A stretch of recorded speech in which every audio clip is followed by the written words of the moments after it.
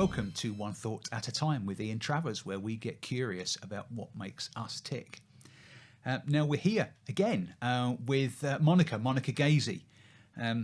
We had so much to talk about last time that we thought we would actually get together again and do two podcasts. So I'm delighted again to say welcome again, Monica. Yeah. So I just wanted to pick up a little bit of where we left off last time, because we'd spent a lot of time talking about how you'd got to where you were, and we were talking about a lot of the challenges that life and society and culture brings us. And I wanted to get into the next question, which was thinking about this in two chunks. Really, there was we've spent a lot of time talking about our own personal journey and how we get out of our own way, we were describing it. But then there's the other bit, which is that conditioned cultural boundaries that we are brought up under. Mm-hmm. And I think they're two separate things, aren't they? No. Okay. To me, it doesn't feel like they're two separate things. And no, actually, I lie. No, you're right. So with the personal, if I say the personal is more like your brain working, yeah. Survival. Our brains are built for survival. So yeah, our brains will get us in our own way to keep us safe. Yeah. That yes. And then the other side of it is that social conditioning, which is it's different for different people, and I think in the last episode I mentioned generational. I wanted to undo the generational conditioning that we had, and it's passed down from generation to generation to generation to generation, and it just changes depending on the environment, the energy of the surroundings. Thank you. Yes. at the time. So for you, yours would be very different to mine. Yeah. But then with mine is that added element of race. Yes. And so, which is why I think when two people are talking about, so we go back to business, like diversity in the organisation, when two people are talking, they each has a very real experience, and there's I can see what I'm not getting. I can see what you get and what I don't get, and I can see how that happens. And you just think it's normal, in essence. Yeah, yeah. It's just, what are you talking about? Everyone has this opportunity. and this really interests me. This piece, because and we mentioned last time. People say, oh well, you just need to see it from the other person's point of view. But that can be such a huge difference. We have different points of views. Yeah. And it's not quite as, I don't quite know how to describe this, but it's not a case of like we got a difference over whether we're going to have this wallpaper or that wallpaper difference. These are deeply embedded and conditioned in frames of reference. So I suppose what that means is to make any progress here and to see it from someone else's point of view, you've got to put a lot of effort and energy into trying to understand the other point of view. Absolutely. And to for a moment, take yourself out of that. Take who you are in that moment out of it. And really, honestly, not even to put yourself in other person's shoes, because you can't do that. Really listen to what they're saying, really try and understand what they're saying, and not trying to interpret it from your own frame of reference, as it were. So, for instance, what was I talking about the last time? The authority piece, that one. So, where a young white man has been brought up to speak his mind and, there's always been encouraged to move through, never had any blockers, never been prevented from being in any certain space or had anyone call them up for something that they haven't done, but because you look like that, you have done it, in comparison to someone else who has to really watch every step they take or second guess what they're saying, think about the tone of voice they're saying it in. It's all those little things. But then when you got a young white guy and a young black guy together in the room, the white guy's like, well, I don't see what the problem is. Because you've never had to. You've never had to. And so that's where it starts with really pausing and being like, okay, I've never had to, but if I had to, what would that look like? What would that feel like? What would it be? It's that kind of thing. Is that really hearing what the other person is saying? And to do that, and I suppose the challenge that we've got in the fields that we both operate in is how do we get people to be curious enough to want to do that? Because there's effort involved, isn't there? There isn't. Okay. And that's half the problem, because you'd really why do you want the change? So unless you can actually see an injustice, people don't want change unless they felt a disconnect or the unfairness themselves. And until someone they care about deeply, or somehow, unless something happens that's deeply connected to where they are, they're not going to even want to start the conversation, really. The policies might be in place to please investors and stakeholders and stuff like that, but really to embed it in the culture and have forums or platforms where people are able to have these honest conversations. I think there has to be that why. And as coaches, that's when we're talking to people about why they want to make a change, why they want to go for a goal, or why they want to do that uncomfortable thing, is because they have that why. So that's why I'm like, there's nothing unless that someone has that why, and I can't say what their why would be. Yeah. So it comes back again to that frame of reference that we were speaking about. This is, I suppose, where those two then meet, isn't it? Because it's you perceive that there's a barrier or an effort there, whereas actually we're probably just in our own way. Yeah, absolutely. And so, going back to your question about why we didn't want to do that, it's maybe are we painting a good enough picture about what a really inclusive environment would get you? How would it grow individuals? How would it progress you as a human? How would it progress business as a human? How would it progress society and social policy and everything else? It rolls on from there and onwards, really. But that is an excellent question. What would encourage someone to do that? And it's how do we paint that picture and make it big enough carrot? And I think it's about painting that vision, isn't it? It's what's that vision of a future? What does that look like? And step out of your way to be like, okay, if this isn't it, what could it be? And that's why it's such a big thing. It's huge. It's a huge task, and it's going to be years in the doing. But I mean, the younger generation, I'm in awe. I'm just in awe about how they're taking up all the mantles, race, gender, sexuality, all that kind of stuff. I'm just, I love them.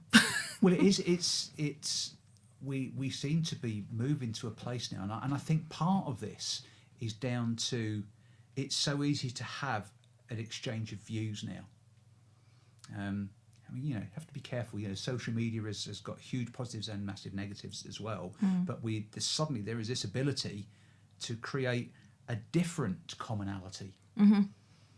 So rather than there being groups based on traditional groupings, dare I say, but you can actually now have a common thread because people have a similar set of values. Yes, and that's what it's all about now. It's value. The younger generation want to work with a company that is value driven, and that's what they're looking for. And that definitely is the mechanism for change. I think it's like, what are your values? Are you living your values? It's really, in fact, that is such a good point. The number of we deal with a number of businesses, and if I think in the past you walk into a company and sometimes they will have those values on the wall of the reception, and then you walk in and you spend some time talking to people. They're not living those values. They're not living it. They're not living it. Yeah. I've been in those places. Yeah. They're not living it. You can tell, can't you? When you spend time in a group of people, in an organisation, around people give off their values because it's an output. Yeah. It's like in the coaching circles I'm moving with, it's like BO. Yeah. You can smell your values. It's like you could talk it, but then really people can smell whether you're living it or not. I love that. I love that. That is brilliant. Cultures like BO. That's great. That's but it's true though, isn't it? Yeah. You can't hide it. Yeah, it's it's saying and doing, isn't it? Or talking the talk, walking the walk, however you want to describe it. Yeah, absolutely. Yeah, I love that. Fantastic. So I think the whole thing really is about that. It's like how do you pull people into the vision? Yeah. And also knowing that it's not going to be overnight. It's not going to happen overnight. But we've just got to keep talking, got to keep doing it. And when I mention like the young'uns that are soon going to be taking over everything, they've got it. They've got it. And yeah, it's the thing that I also find interesting, and I'm still learning now, is if you want to have conversations like we're having today, and we want to have sort of very real conversations like that, you've got to find a way of putting yourself in an area where people have access to that. What do I mean by that? It would be very easy, wouldn't it, to just we do publish on LinkedIn, but it'd be very easy just to put stuff on LinkedIn, in which case you're only ever going to interact with people who are on LinkedIn. Or you put it out on Facebook, which is going to attract another audience as well. And I think it's how we continually get creative about engaging with different slices and sectors and groupings such that we can have more conversations. I think that's... Absolutely. Make it easy. Yes. And so do what you can do in your own network, because your own network has their own network, and then network after network. This is funny. My daughter I was talking to my daughter the other day about two friends who put together on a blind date, and I was telling her about it, and she was like, "But don't they know each other?" No, Molly, no. This one doesn't know that one, and she's like, "But how does that work?" I was like, "I have different friends." Like, so talking about the networks, you have your network, and your friends in that network have their network, and that's how it's going to spread. So rather than think about eating the whole pie, where do we start? And start with your slice of pie. Yeah, that's brilliant. Okay, that's great. So we talked a bit about where you might go next. We talked a bit about that last time.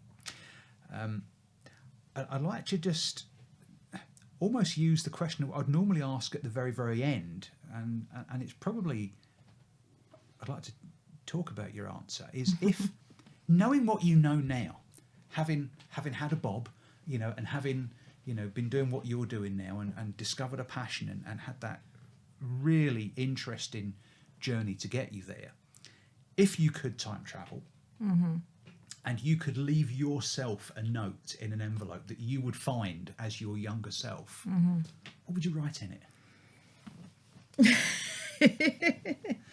So many things. So the top one would be speak up, be brave, speak up. And the second one, I think, is they're only human. Right. But I made that face because I'm talking about my parents. And so when I say they're only human, it's like they're just doing their best. Yeah. They're only doing their best. Yeah. And I think those two would definitely be the ones, because it has been. I mean, the human part, they're only doing the best. I kind of realised that a few years ago, and it definitely changed how I interact with my parents. But the speak up piece, since I started building my business. So, when did you get so quiet? I don't want to post on social media. I know what people are going to think about me. But I jest about that now. But when I look back through life, I talk about being a bit of a loudmouth. But really, it's because I was so scared inside about saying what I needed to say. Yeah. You know, and so it would be just be brave, because what I've got to say is important, and I'm important. Yeah. Yeah. It's interesting. There's a point you make there about, you know, being brave enough to say something, and I think that's huge. And I heard someone say this. I think it was a guy. It was a guy called Gary Vaynerchuk, and he said about posting on social media stuff. He says if you've got something to say, he said you should really say it. He says, because that might just be the one thing which someone needs to hear today. Yeah. So, He says, and, you know, if you can think of, you know, and as soon as you start worrying about what might people think about me saying that, it's lost. It's the loss. Yeah. Now, obviously, there's degrees of this, but I think what his sentiment was, you know, if you've got a thought about how we could develop a conversation, then you should say it. Yeah, absolutely. I mean, it is even, you know, if we to pull it back from the coaching piece, just to make it every day. We were out with some of the school gang last weekend, and the parents were in the kitchen chatting. And we just somehow got onto domestics. And then, you know, one of the mums we were talking about changing bed covers. One of the mums was like, "Oh, I found a wonderful tip the other day." She goes, "If you fold up the duvet, fold up the pillowcase and sheets in the set, slide it into a pillowcase. Done." Oh, that's genius. Changed my life. And so when I told her what I'd done it, and I was like, I'm never looking back. She's like, also in the same session, she was talking about seasoning meat. And then one of the other mums decided that she was going to go and try it at home, and she's now going to be doing that forever. So it's just from that small example, because I was thinking about it with coaching, is like, absolutely just talk. Don't censor, because even if it's just one person, you can be making such a difference to their lives. And that's what drives me. You know, if one person listening to this podcast gets one idea to put all their things in a pillowcase. All the things in a pillowcase. Exactly. See? Thanks, Corinne. But that's it, isn't it? And it might just be one thought or one thing to ponder that they might then go and have a conversation with someone else on. And maybe then that moves us towards one or two more people have a few more things to smile about. Yeah. So the Gary V thing and saying what's on your mind. I mean, at the beginning of my business, I had, like I said, real drama about the social media posting. And I think it was last January, I was like, right, okay, I'm just going to do a live every day. Doesn't matter what I say, Gary V style. I'm just going to do a live every day. And halfway through, I had a message in Messenger from a friend of a friend who's like, I'm really appreciating seeing you every day. You don't know how much it lifts me up right now. That's it. And you think no one's listening. Mission accomplished, isn't it? Yeah. It's mission accomplished there. Yeah. And you don't have to be a coach. No. I was in the depths of our, whichever version of lockdown it was, 1, 2, whichever. I was inspired by a local head teacher. A local head teacher of a local school. So everyone's working from home. And every morning, this head teacher, at some time between 6:30 and 7 o'clock, would do a morning assembly on YouTube. Which the link only then went out to the school and to the parents and to the teachers. And it was messages like, look, today, don't worry too much about, what books and sums to do. Just get curious about something today. Read something, listen to something. And it was, and it's so-and-so's birthday from year 4 today, and he's grab his ukulele or guitar and do a quick happy birthday. And that was somewhere between 5 to 15 minutes every single day. And yeah, there were a lot of people who said, load of rubbish. But if there were 5 people who it kept them connected. Yeah. I think little things like that. Yeah. Brilliant. Well, Monica, it's been absolutely brilliant. I've really enjoyed the conversation. Thank you for listening. No, yeah. I've loved it. It's been a great conversation. So thanks ever so much. That was One Thought at a Time with Ian Travers and our guest on the sofa for the second time, Monica Gaisie. If you've enjoyed the conversation and you want to reach out to Monica or myself, you'll find all the details in the comments section underneath the podcast. If you'd like to hear more conversations, please like and subscribe, and we look forward to you joining us here again. Thanks very much.